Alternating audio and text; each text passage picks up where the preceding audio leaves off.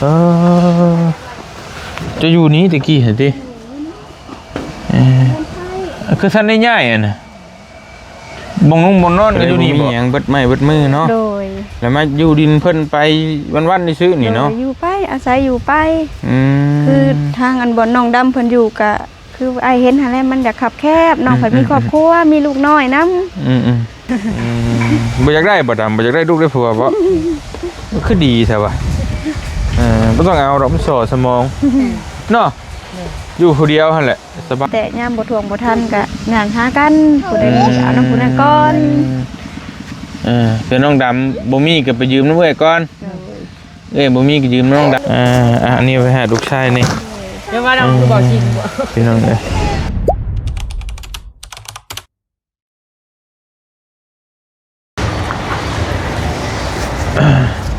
เอาพี่น้องนี่เนาะกับทักทายสบายดีพ่อแม่พี่น้องเบอร์สุขุสู่คนนะพี่น้องเนาะบ่ว่าสิอยู่ในและก็ต่างประเทศพี่น้องเอ้ยกับทักทายสบายดีพ่อแม่พี่น้องเนาะตอนแรงๆมื้อนี้เฮามาหาน้องดำหลังจากสัมภาษณ์น้องดำมีหยังเรียบร้อยแล้วเฮาก็สิไปถามเอื้อยเพิ่นก่อนพี่น้องถามข่าวเอื้อยน้องดำบ่เตียงยังบ่เคยเห็นเพิ่นจักเทื่อเนาะพี่น้องเนาะบ่ฮู้ว่าเป็นแบบใดในณตอนนี้ก็ล่าสุดคือว่ามีผู้ใหญ่เพิ่นเอาเพื่อนเอาซ่านให้อยู่แต่เฮาก็บ่ฮู้รายละเอียดแต่จะไปถามเบิ่งเพิ่นนํกันนะพี่น้องเนาะว่าชีวิตการเป็นอยู่ของเพิ่นเป็นแนวใดพี่น้องเอ้ยไปเดี๋ยวบ่เตียงเอาของฝากไปให้เพิ่นกันเป็นแข่งคักนี่ไปขวดท่าแล้วนะเป็นแข่งคักบ่นี่ยังก็ย่าปืนนี่เจอกันอ้ายบ่ปืนได้สิมาหาปืนแต่บ่ให้อ้ายระวังโดดระวังว่าให้อยู่ด้วยให้ดีบ่พอได้ดังเนาะให้กันในได้เห็นบ่ใช้เฮือนเอื้อยโตอ๋อโอเคไปฮะสบายดี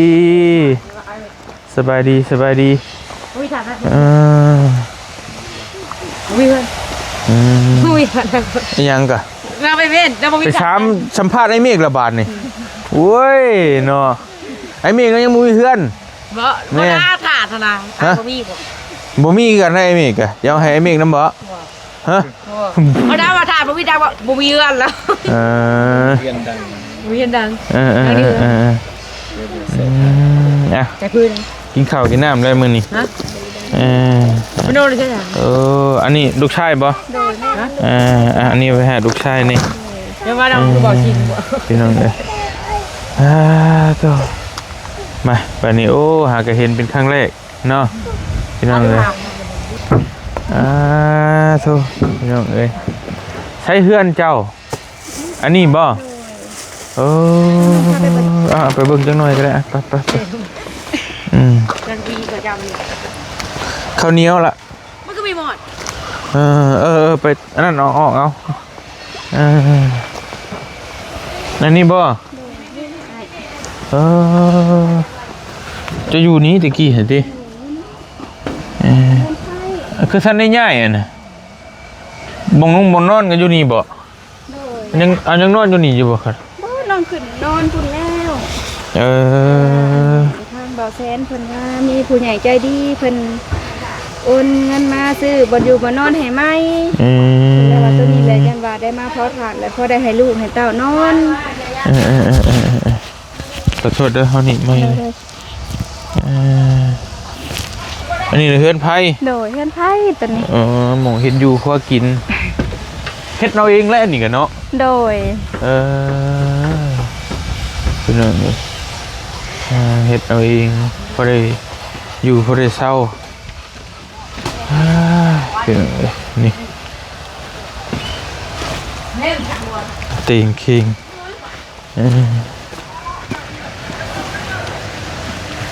เบิ่งข้างล่างอันนี้เฮือนคนมาเผาถ่านนี่บ่รู้ว่าจังได๋โดยแม่นเพิ่นก็มาเผาถ่านคือกันแสดงว่าเฮ็ดแต่เฮิงอีหลีเนาะโดยเฮ็ดแต่เฮิงแล้วจักปีแหละเจ้ามาอยู่นี่น้องบ่เด้อกับไปมาไอ้คืออันช่วงน้องคลอดลูกน้อยผู้อันนี้ ก็ได้พักก่อนแต่ว่าลูกได้สิฮอดปีพุ่นแล้วน้องจึงได้ลงมาเผาถ่านอีกกันบ่ได้เผาถ่านน้องก็บ่ได้พักอยู่นี่ขึ้นไปขอผักเซาน้ำลุงน้ำป้าพุ่นและทางบนน้องดำเพิ่นอยู่พุ่นแล้วกันได้ลงมาเผาถ่านได้มาเฮ็ดเวียกก็แม่นได้ขอผักน้ำเพิ่นอยู่นี่ขอโทษเด้ออันน้องชื่อว่าจังได๋ทองมีน้องทองมีอายุจักปีอายุ23ปีอ๋อเป็นน้องบ่เตียงลาย23ปีมีลูกผู้เดียวนี่บ่2คน2คนแหละโดยผู้หนึ่งไปโรงเรียนใหญ่เลยเนาะโดยและอันเอาผัวอยู่บ้านใดผัวคนยมราชยมราชอันทางบัวละพาพุ่นเด้แข่งขมวนเนาะโดยเมืองยมราชแข่งขมวนและน้องน่ะเป็นคนบ้านเกิดเมืองนอนอยู่นี้โดยและเห็นน้องดำเว้าให้ฟังมื้อนั้นคือว่าพ่อแม่เสียบ่โดยพ่อแม่เสียและมองอยู่มองเช่าเพิ่นบ่มีบ่เพิ่นแบ่งบี้แบ่งให้บ่ตะกี้ว่าจังได๋พ่อแม่บ่ส่วนของแม่น้องนี่น่าจะเป็นตอนที่ว่าอันของที่น้องอยู่กับพ่อเฒ่ากับพ่อทองดำเพิ่นแต่บัดนี้แล้วก็หลังจากที่พ่อเฒ่าเสียแล้วแม่นแต่ขายพูดตัวนั้นนะโดยความทุกข์ความยากเนี่ยเนาะบ่มีและได้ขายเฮ็ดน้ำเพิ่นเฮ็ดน้ำพ่อเฒ่านั่นแหละโดยเพราะว่าพ่อแม่น้องเพิ่นก็บ่ได้มาพัวพันหั่นนะอาศัยว่าลุงป้าเพิ่นเป็นผู้จัดแจงก็เลยเบิดบัดนี้โดยก็เลยบ่มีหยังเบิดไม้เบิดมือเนาะโดยแล้วมาอยู่ดินเพิ่นไปวันๆนี่ซื้อนี่เนาะอยู่ไปอาศัยอยู่ไปคือทางอันบ่น้องดำเพิ่นอยู่ก็คือไอเห็นหั่นแหละมันอยากขับแคบน้องเพิ่นมีครอบครัวมีลูกน้อยนำแล้วบัดนี้ปัจจุบันนี่น่ะไปอยู่ไสก็น้องบ่แม่นได้ย้ายขึ้นไปทางอันเฮือนอันเพิ่นผู้ใหญ่แนะนำมาพุ่นแหละผู้ใหญ่เพิ่นปลูกให้โดยเพิ่นเฮ็ดให้ทุกอย่างเลยบ่โดยของบ่แสนตะบ่แม่นและอันเพิ่นให้น้องไปอยู่โดยให้น้องเลยบ่หรือว่าจังได๋เพิ่นว่าน้องก็ยังบ่ฮู้ชัดเจนแต่ว่าเพิ่นให้ไปอยู่หั่นโดยเพิ่นว่าอยู่เบิ่งก่อนถ้าอยู่ได้ก็อยู่เนาะโดยคันอยู่ได้ก็อยู่ไปเพิ่นว่ามันมีเฮือนมีน้ำมีไฟข้างในบ่ตัวน่ะข้อยก็บ่เคยไปจักเทื่อมีน้ำกอกมีห้องน้ำห้องครัวไผนี่ไผโซลาร์เซลล์โอเคอยู่บ้านไหนก็บ้านนี่แหละอ้ายแต่ว่าอยู่ส่วนบ้านพุ่นบ่เตียงก็บ่เห็นจักเทื่อเห็นได้จังบ่เคยเข้าไปบ่แต่เขาจะบ่แซนแล้วถ่ายคลิปโดยไปนั่งห่มพุ่นก็ได้ปะคือสิฮ้อนๆเด้หมดเข้าลายดิข้าวหมดอันนี้บ่เฮ็ดเพิ่นเฮ็ดน่ะโดยอันนี้เฮ็ดขายบ่โดยจังได๋นี่บ่แล้วเพิ่นว่าเฮ็ดไว้ลังเทื่ออันเบาแสนเพิ่นไปแว่เพราะเพิ่นได้นั่งเพิ่นว่าเพิ่นเดี๋ยวขึ้นไปพุ่นอันนี้เลยแม่นเพิ่นเก็บไม้เศษตัวเพิ่นถิ่มหั่นแหละเพิ่นเก็บมาเฮ็ดขนาดไม้เศษก็ยังงามตึกเนาะต่างวีต่างนิ้วสิเฮ็ดอันโตขึ้นไปอยู่เพิ่นว่าลังเทื่อทีมงานเบาแสนมาพอได้นั่งเพิ่นว่าโตได้โอเคถ้าขายอันเท่าไรซั่นนี่เพิ่นขายอยู่โรงงานบ่ลูกก็ได้ยินข่าวๆคือว่าหน่วยบาง200,000ปลายโอ้ธรรมดาอยู่เนาะพอซื้อพอจ่ายอยู่อันนี้ลูกชายติโดยลูกชายล่ะสบายดีด้วยลูกสบายดีได้มั้ยลูกสบายดีนมมือแหละนมมืองามๆเลยโอ้เป็นวัดบ่เป็นวัดแม่ก็เป็นวัดลูกก็เป็นวัดขี้มูกรอบอยู่อันน้องกับน้องดำนี่ติดกันเลยบ่หรือว่ามีนั่นอีกบ่โดยน้องกับน้องดำติดกันน้องแหละเป็นผู้ที่2ผู้นี้แหละเป็นผู้ลาลูกน้องดำนี่ลูกหล่าเลยโดยนึงมีครอบมีครัวเนาะแม่บ่อยากได้บ่ดำบ่อยากได้ลูกได้ผัวบ่คือดีแท้ว่ะบ่ต้องเอาดอกมันสอสมองเนาะอยู่ผู้เดียวหั่นแหละสบายใจมีหยังก็กินไปพี่น้องเอ้ยคือว่ามีสาวโสดนี่ดีที่สุดแล้วทางบัดนี้ทางน้องน่ะขึ้นไปอยู่พุ่นโดยเพิ่นให้อยู่โดยแล้วก็เที่ยวลงมาเฮ็ดไม้อยู่นี้โดยอันนี้น่ะเพิ่นจ้างบ่เพิ่นจ้างเป็นเดือนถ้าน้องเผาถ่านนี่เป็นเต้าคงผัวน้องต่างหากสิบ่โดยเป็นไปได้เพิ่นจ้างได้วันเท่าไหร่วันก็ระบุบ่ได้อ้ายเอ้ยมันเป็นอะไรมันเมาบ่ฮะบางเทื่อก็แล้วแต่คนสิให้เฮาอยู่นำเพิ่น แบบว่ามันเฮ็ดได้หน่อยได้หลายเพิ่นก็ไล่ตามนั่นสิบ่ โดย ตรงกัน โดยเฉลี่ยได้อยู่ที่มื้อละแสนปลาย ประมาณนั้นแหละไอ้ พอได้ซื้อข้าวกินเนาะ โดยพอได้ซื้อข้าวกิน น้องบ่ได้เฮ็ดให้เฮ็ดหน้าต่อ บ่มีไห้มีหน้าไอ้แต่อีต้นจะได้เงินมานี่ซื้อข้าวกินเนาะ โดยพอได้ซื้อข้าวกิน กินนี่กินน้ำกันบ่กับน้องดำหรือว่ากินไปกินละ เพิ่นก็กินแต่เพิ่น ตอนนี้ก็หากินเอาเอง โดย ได้กินชำไรก็เอา มีแต่ยามบ่ทวงบ่ทันก็งานหากันผู้ใดมีเอาน้ำผู้นั้นก่อน คือน้องดำบ่มีก็ไปยืมน้ำเอ้ยก่อนบ่มีก็ยืมน้องดำก่อนมันบ่มีบ่สองคนเนี่ยยืมน้ำไผบ่น ผู้แรกกลางบ้านผู้แรก น้องดำก็บ่มีก็บ่มี ไปแล้วน้อง ยืมน้ำไผบ้านเฝ้าเงินบ่เฮ้ยน่ะ โมเมนต์เบิ่งดู เงินน้องดำบ่ สิขอยืมได้นี่ มันอยู่ดิมันได้บ่ได้เลยมันคือเก่งแท้มันคือมีเงิน มันมีเงินแล้วนี่เอ้า อันนี้อีหลีเด้เอ้าไปเฮ็ดของเรา เงินเอาเงินถ้ามันกินเอง โอ้กินขนมแหละนี่ค่ะ เขาแกะเขากินเลย บัดนี้เผาถ่านนี่เพิ่นให้ได้ใดก็ เผาเนาะเผาเป็นเตานี่เพิ่น ขอโทษเขียวอีก ไหลให้เป็นซอบเลย โคโบอีก ไม่เพิ่นน้ำในไผ่พื้นเพิ่นน้องแล้วมีแต่ออกเหงื่อออกแห้ง ได้ถอดอะไรเพิ่นไรให้ ชอบ14,000ร้อยหนึ่งแล้วแม่นเพิ่นสิได้ฮักค่าไม้ค่าตอกเพิ่นน่ะ60จอบอัน40จอบถ้าน้องแล้วสิเหลือ60จอบ แล้วเพิ่นให้ไล่ถอด14,000 โดย ได้เท่าไรเท่านั้น โดย พวกนี้พวก คือเนาะ ได้นี่ไป สิเหลือเดือนเท่าไหร่เดือนนึงเนาะ คือไป มันเผาเดือนนึงนี่เผาได้จักเทื่อสมมุติว่า กันระบุบ่ได้คือเตานี่น้องกองตั้งแต่ยามดำนาพุ่นแหละเอ้า คือเผายากแท้ มันข้างบางข้าวมันก็บ่มีพื้นหรือบางข้างบางข้าวก็มันยากนำกันอยู่กันกินข้าวน้ำซ้ำปลานี่แหละมองได้มีอันเวียกมีงานรับจ้างระบายได้เงินไว้ก็แม่นได้ไปทางนั้นก่อนบ่ได้อันแก้ไขไป เท่าไรมันพอจะได้เงินไว้ก่อนก็ไปเท่านั้นก่อนนะเนาะ นี่แต่คันว่างเวียกนี่ลีก็มาเฮ็ดน้ำเต้าทาน แต่ช่วงนี้บ่มีหยังแล้วตำเบิ่งนี่เนาะ โดย เกี่ยวข้าวเกี่ยวหยังก็คือสิบ่มีคนจ้างแล้วเป็นจังได๋ คือชอบนางมันคือแปลมือ สิควัดน้องดำสิควัดบื้นบ่ ได้มา3คืนมื้ออื่น เอาน้ำฮดเอาบ่ บอดเอาน้ำไผ่ มันก็กล้าคือเตาอบอยู่บ่ บ่กล้าเด้ แง่ พร้อมแล้วไม่ผสม น้องดำตัวอ้ายเมื่อกี้นี่ว่าทานเฮากล้า ก็บ่ได้คนน้ำเลย คันแน่ว่าอันเพิ่นน้องเคยเห็นเพิ่นขวดขายหั่นนะเพิ่นมาสั่งบางเทื่อเพิ่นจำเป็นเพิ่นบ่มีดังเพิ่นก็บ่ฮดน้ำอ้าย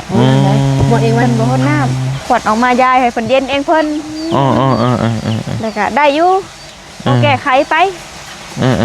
คือทางน้องนี่ก็ยังน้อยนึงคิดว่าสิขวดใส่กระสอบขึ้นไปดังอยู่พุ่นแหละ ไปอยากโคเจ้าได้อยากลองมึงบ่ลองดังมึงบ่ อ้าวก็ตัวสิให้อ้ายก็สิมาเอา ลองดังมึงบ่ ฮะ ลองดังมึงบ่ ก็ลองเบิ่งนึงก็ได้ถ้าน้องนุ่งมาให้ มึงก็น้องลายๆค่ะเสียงให้ได้หลายบ่ได้ ถ้าฟังว่านี่ถ้าบ่ได้ลายนี่คือสิบ่ได้ดอก คือบ่ได้หลายดอกนอกว่า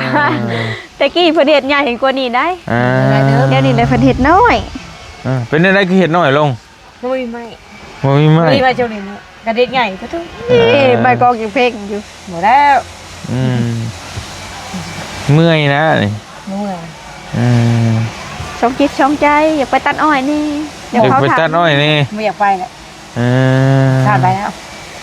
ไปตัดอ้อยอยู่ใช่ดาม จัก บางเถื่อเราไปบางเถื่อมีรถเขามาหับพุ่นละหอนนิคมแถวบ้านดงมะงอมมะเงี้ยเราก็ได้ไปเบิดเพิ่นไปนำรถหับส่งเขาได้เพิ่นกับไปรัด ได้มือเท่าไหร่ไปตัดอ้อย มันเลยเซ็ตไปไม่ได้ไปแล้วบาดนี้เชื่อพี่เงินไม่ได้ไปเขาถาม ไปแล้วอยู่นี่ก็ได้ก่อนก็ได้ พื่อพวกนั้นมาหาพวกนี้มาหาอะไรที่บ่เห็น มือกระกวาดมือกระหาย โอเคบื้นเจอกันสิมาจอบมันก่อน คือลมหนาวแท้เนาะอันนี้ หายมือเลยมือ มันมือเลยเออ แม่นบ่เนาะ รู้เรื่อง เจอแต่มือเตาเนี่ยอยู่เร็วกดเนี่ยโชค3มือ5มือเร็ว บ่ แม่หายบ่ได้มันราบไป แล้วในกระเพราต่อเลยบ่ ก็พักก่อน ไปก่อนก่อน เลยเอาเฮงก่อน บ่มันเบิดแห้งปานนั้นบ่ผู้เศษผู้สาวต้องสิเบิดแห้งไว้แท้เท่านี่ก็ไข่โอ้ย ใช้เงินก่อน บ่ใช่ ได้เงินเลยไปใส่เงินก่อน บ่เลย เบิดก่อนจังเผาไหมสเต็ปของสาวดำเด้พักผ่อนใช้เงินก่อนเงินเบิดจังเผาไหม ตอนนี้ยังไม่ได้เบิกเลยตอน ยังไม่ได้เบิกเลย ผู้นั้นผู้นี้ให้พอได้ใช้อยู่เนาะ เลยตีนหันบ่เลยกูว้าวเฉลย ตะกี้เพิ่นก็เบิกซื้อข้าวพอมีอันทีมงานจุ่มเบาแสนเพิ่นเข้ามาแล้วก็มีเข้ามาเรื่อยๆเพิ่นก็เอาข้าวเอาน้ำมาให้น้องก็บอกเพิ่นอยู่เผาถ่านก็เผาเฮ็ดหลายเอ้ยว่าเจ้าเฮ็ดได้หลายเจ้าก็ได้เงินข้าวน้ำเพิ่นก็ได้เอามาช่วยเหลือเจ้าพอได้อยู่ได้กินเจ้าก็บ่ได้ซื้อ ตอน ข้าว นี้เรา เลย ไม่ ว่า เบิกเลย ข้าวเฮาก็ว่าได้กินแล้วเฮาได้เงินมาก็เก็บไว้ซื้อแนวอื่นเด้ คือตะกี้ก็พอได้เบิกอยู่เบิกกินแน่ เอา เนาะ อะไรเอาอะไรที่คือเตาเลยพี่เอ้ยเอาที่เตาแล้วที่ดังฐาน เจ้าน่ะมีพี่น้องจักคน 3คนน่ะ มีเอื้อยผู้หนึงแล้วก็น้องดำนี่แหละ น้องดำเป็นผู้ลาติมีแต่ผู้หญิงเบิดเลยบ่ แม่นผู้หญิงมันเลย เลยแล้วมันกีฬาใช่ไหมเอามาพวกสาวอุ้ยว้าววอยเชนเดลของกู อย่าบอกเดี๋ยวนั้น อายุ ไปสิบ่ลือให้เด้อ ของกู ของเฮาจักปีแหละซื้อหยังหั่น ชื่อดีนี่ เสื้อก็ขาดไปเลย นั่น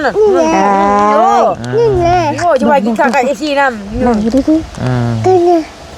มันดื้อนี่จ้า กิน ไป กินลายเนี่ยจ้าหมอนี่เลยกินเลย เล็กน้อยกำลังกินมันปีเป็นอะไรมันก็ปาน เอาของน้องก็เฮ็ดเตานึ่งของต่างหากเลย ปังแรงจะก็น้องดำเฮ็ดเตานึ่งต่างหาก ยิงขนมนี่จะไป ของไฟของเราเนาะแล้วมือได้กับมานี่นะมือ มาแล้ว อย่าว่าอ่านชื่อเบาเหล่ามือเนาะ เมาเหล้าใช่ไม่ได้กินเหล้าบอกไปทั่วบ่เคยเห็นสมัยติด นี่แหละ นี่ คือไปดีแรกคุณหลอกเนาะ ฮะ คุณหลอกพอดีเนาะก็มีแรกผู้ชายเนาะ คนรอบวันนี้ผู้สาวจะได้มีเมียแล้ว มีเมียก็อยากเราเป็นมีด้วย ลูก2 คนผมว้าวไปเลย เพื่อไอ้เราของผู้ชายน้อยทีหนึ่งเนาะ ผู้สาวเนาะ ได้ว่าป้าเมียไปชิโก้ล่ะอย่าไปเอาผู้ชายไง โตเคยว่ากับคนอื่นมาจากกันนี่เนี่ยนี่มันน่ะว้าที่ใช้บุรีมานี่ไปหาบ่นะ เยอะไอ้เนาะ พ่อหยอกกันซื้อ เลยผู้ชายมานั่งโต๊ะกินเบียร์นั่ง โอ้กิน ได้บริบาลพี่เลยบุญ ไอ้บุกินมาเห็นหน้าไอ้ตัวบืนนี่โตควัดทานเด้จังไรก็ต้องมาขอทานน้ำน้องดำนี่นะ ได้เพื่อน ได้จักสอบกันเอานะใจสีดำก็ชื่ออยู่บ่ จะได้ จริงเลย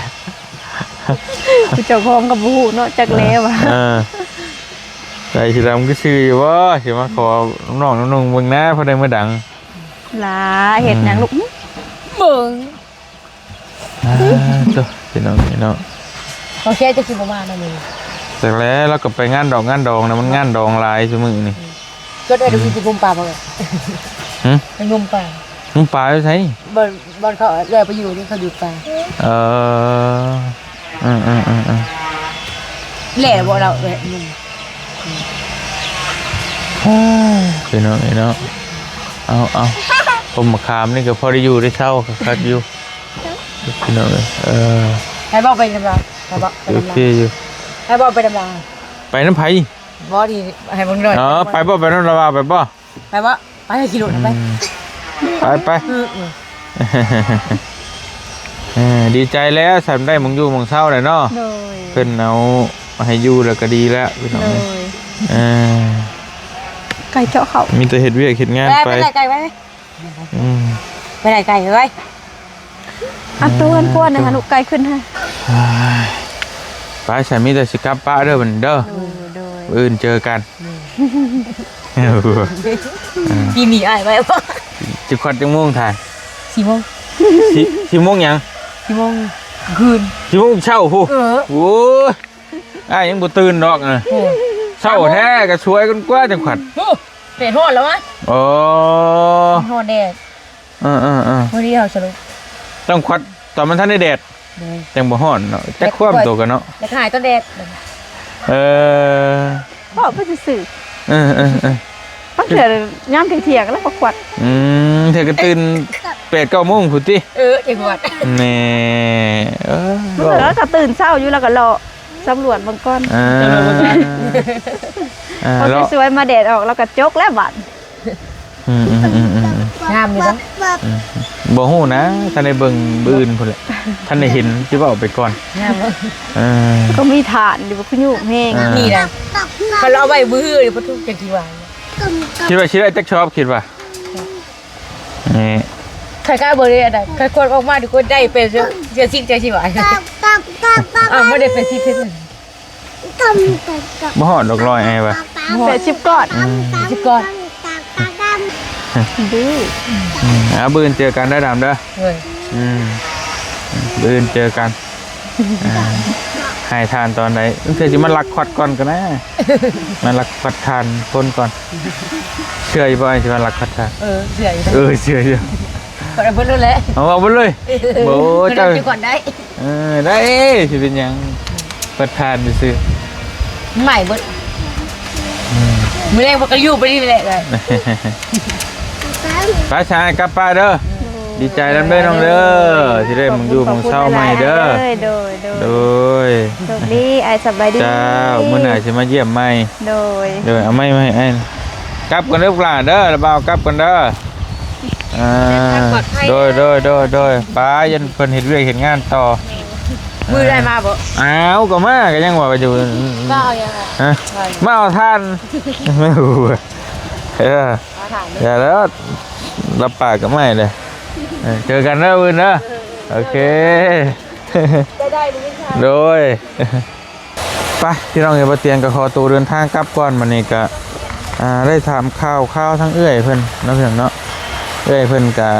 แต่ก่อนก็อาศัยอยู่นี่แหละก็บ่มีที่ทางอยู่แต่ว่าตอนนี้ก็ผู้ใหญ่ใจบุญทั้งบ่แซนบ่เอาเพื่อนละซ่านหมองอยู่หมองเศร้าให้ทั้งน้องเพิ่นก็ได้ไปอยู่หั่นก็ได้มีแต่มาเฮ็ดเวียกอยู่นี่แล้วก็ไปนอนอยู่พุทธว่าซั่นเนาะก็ดีใจน้ำน้องเพิ่นแต่ครอบครัวละฮอนทันแทนดูไปซั่นละพี่น้องเอ้ยเนาะเพิ่นก็เผาทานขายอาชีพหลักของเพิ่นเนาะไปมีแต่ว่าบ่เตียงเดินทางต่อก่อนพี่น้องเอ้ยเดี๋ยวสิค่ำสิมืดเพื่อไปซอยดองน้องสุกอีกเนาะเดินทางก่อนอยู่ดีมีแฮงบื้นเจอกันพี่น้องเอ้ยเนาะสบายดีเด้อพี่น้องเด้อบ๊ายบาย